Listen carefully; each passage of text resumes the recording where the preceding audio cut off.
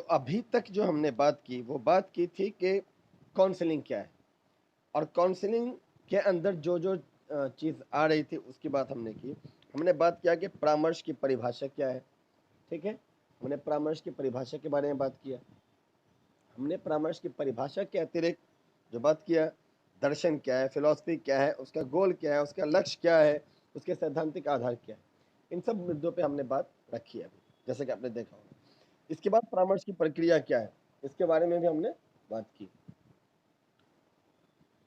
उसके अलावा काउंसलिंग का प्रकार कैसे होगा, मतलब व्यक्तिगत रूप से किया जाए या समूह के रूप में उसको परामर्श दिया जाए, ये सवाल भी उठता है। परामर्श की परिभाषा दी।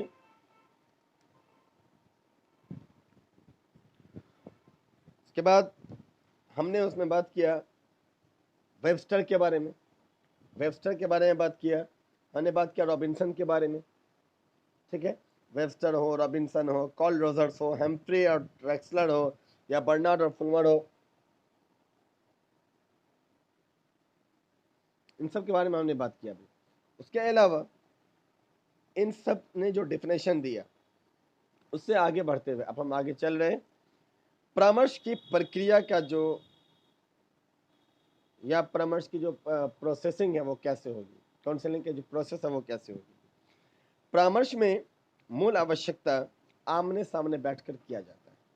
मेन आवश्यकता जो है ताकि हम आई कांटेक्ट, बॉडी लैंग्वेज, मतलब how to use your hands, how to make a eye contact, okay. उसके बाद है कि how to use your body language, okay.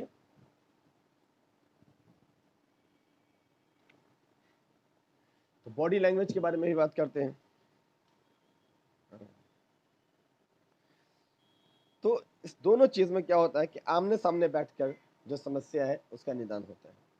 इसमें हम करते हैं कई तरह के परामर्श, जैसे अनौपचारिक परामर्श होते हैं। अनौपचारिक परामर्श का मतलब इनफॉर्मल काउंसलिंग, जिसमें किसी भी प्रकार का प्रशिक्षण हो उसकी आवश्यकता नहीं है, किसी भी प्रकार के प्रशिक्षण नहीं होता है इसमें। इसमें क्या होता है,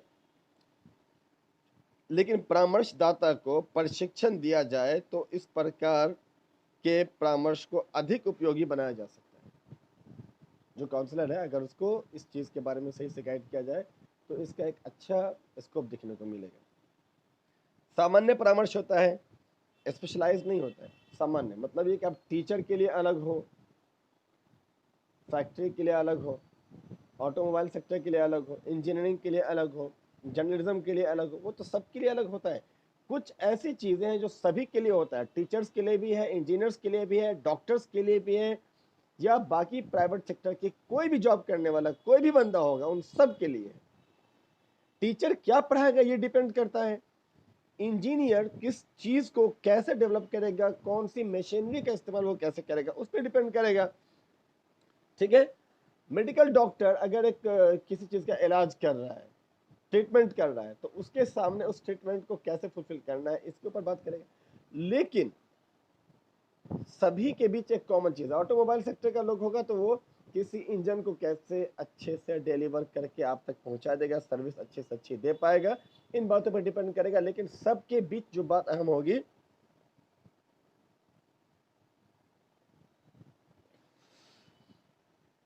वो अहम बात ये रहेगी कि सबको कम्युनिकेट करना पड़ेगा। इंजीनियर साहब हो, टीचर हो, डॉक्टर्स हो, ऑटोमोबाइल सेक्टर का कोई कर्मचारी हो, शिक्षकेतर हो, शिक्षक हो, शिक्षक गण हो, टीचर, मैडम या फिर नॉन टीचिंग स्टाफ हो, सबको कम से कम एनी वन कम्युनिकेट तो करना है, संचार तो करना है, आपस के विचारों का आदान प्रदान तो करना है।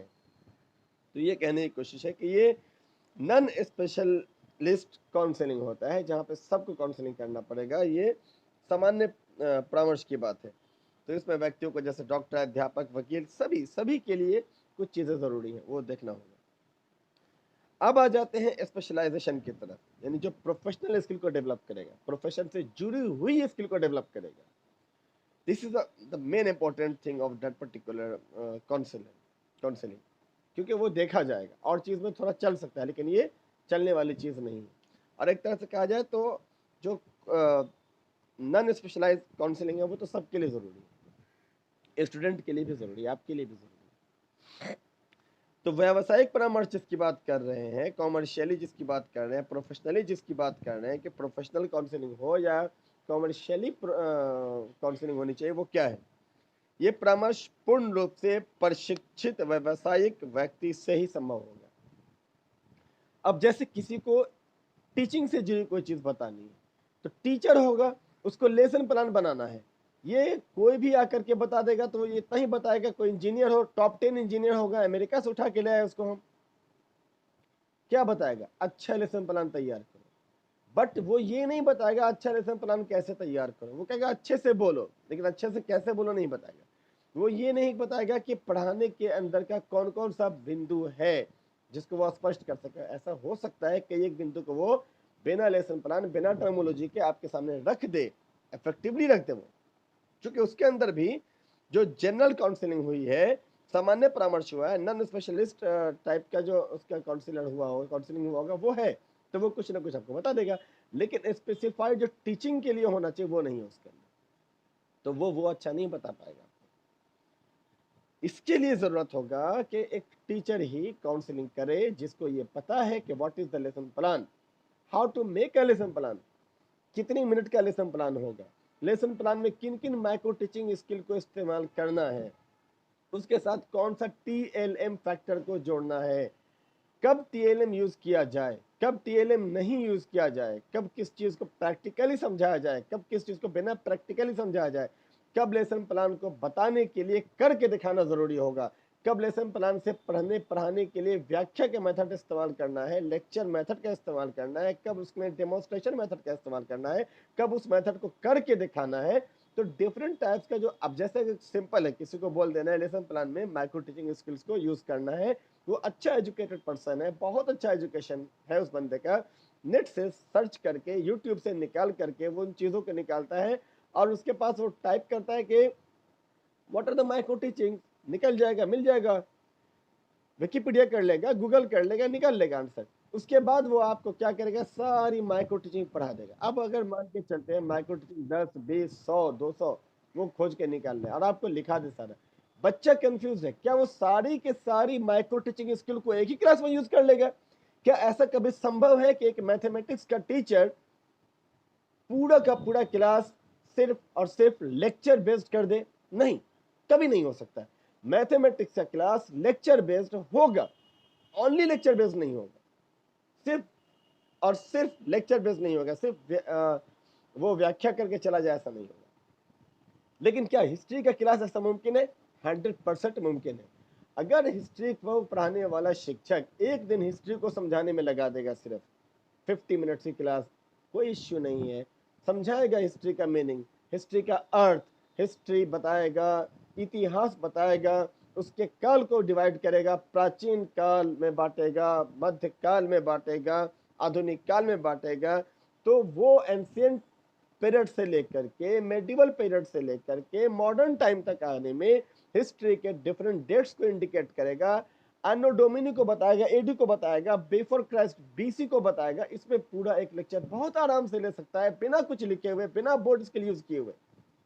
लेकिन हाँ, बोर्ड स्किल यूज किया जा सकता है एट द सेम टाइम जब वो इसको एक्सप्लेन कर रहा हो, मोर इफेक्टिवली इस चीज को बता सकता है।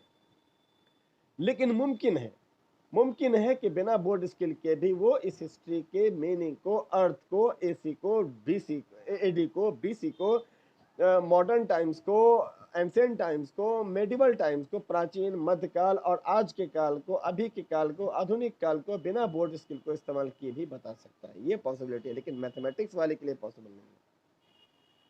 TLM का यूज करना हो सकता है यहाँ पे यूज ना हो, लेकिन अगर वो यूज करना चाहे तो बहुत सारे फिगर्स को दिखा करके, बुक के अंदर से दिखा करके, वो एक क्या कहते हैं, रोलर बोर्ड का इस्तेमाल करके, कुछ ड्राइंग बना करके ला करके, कुछ चार्ट पेपर दिखा करके वो समझा सकता है। ब्रिटिश काल के बारे में वो समझा सकता है, उसके पहले काल के बारे में वो समझा सकता है, मेसोपोटामिया की सभ्यता के बारे में, नदी घाटी सभ्यता के बारे में, है ना। बहुत सारी चीज़ों को हिस्ट्री के अंदर भी वो TLM के मेथड से भी समझा सकता है तो वो ज़्यादा इफेक्टिव होगा।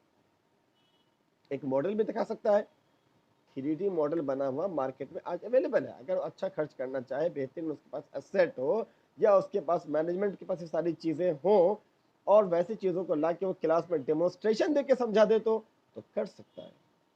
तो कहने का मतलब कि ज़रूरी नहीं है कि हर स्किल, हर माइक्रो टीचिंग स्किल क्लास में यूज़ हो जाएगी।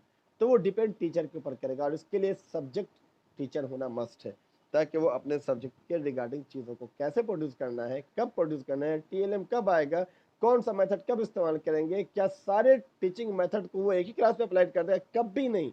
मुमकिन ही नहीं है कि कोई टीचर 10 माइक्रो टीचिंग को एक क्लास में यूज़ कर लेगा अच्छे तरीके से। अगर ज़बरदस्ती का करना चाहेगा तो उस क्लास का जो इफेक्टिवनेस है, जो प्रभावशालीनता है उस क्लास की, वो डेड हो जाएगी, खत्म हो जाएगी, वेनिश हो जाएगी, फिनिश हो जाएगी। तो वो नहीं हो सकता है।